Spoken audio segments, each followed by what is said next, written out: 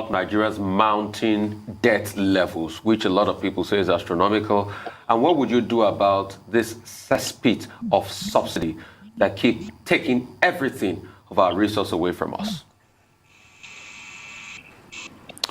You know, I will address the issue of the debt issue. I mentioned before, this is a function of macroeconomic policy.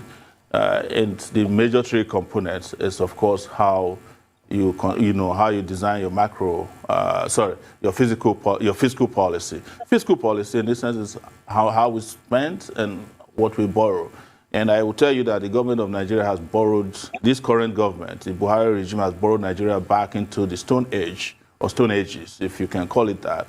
And what we need to do is to have a commander-in-chief of the armed forces who is also very economically sound, who understand how the economy of the country should be run, how much we should borrow, because it's in essence of our debt to GDP ratio. If you're spending half of, or more than half of your annual budget in servicing debt, you're gone.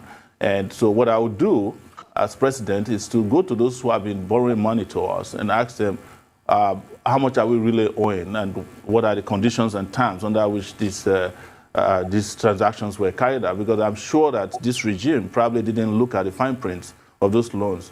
So we need a moratorium for repayment immediately and investigate what we borrowed, because it happened before that we're told that we owed a certain amount of money. Nobody could find out who we're owing. It was just made a rough calculation, and we paid back money we didn't owe. At the end of the day, turns out that it was a scam. Those who packaged that said we'll be getting $1 billion back. That's as revenue for paying those loans, and it never happened.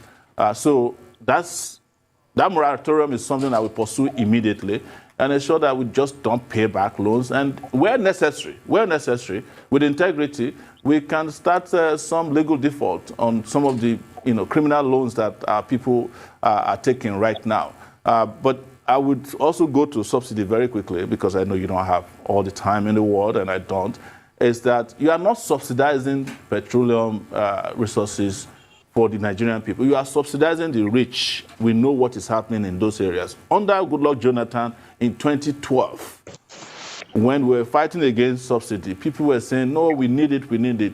When we did the struggle up to a point, we discovered that it was the rich that was being subsidized, because they were bringing in water into Apapa Port, Tin Can Island, Atlas Cove, where they discharge petroleum products. And they will just ride it back and get paid. Some of the cases are still in court today. We found that in a particular case, a major vessel that had sunk 10 years before 2012 was bringing fuel to Nigeria. How is that possible? It's the same thing that is going on under this regime. Anytime you see them telling you they are allocating trillions to subsidy, just know that election is around the corner, and they are looking for money at all costs to run for election. I'm sure that is what is happening again. But the other subsidy that is happening that you people are not even talking about is the criminal repairs that are going on at our refineries. And the refineries are not working, but we keep repairing refineries that are not working. And we shamelessly, will go and commission a refinery that was built for about 4.1 trillion naira, which is the same amount of money we are using for subsidy. Okay, Sowore. Who is owned by an individual.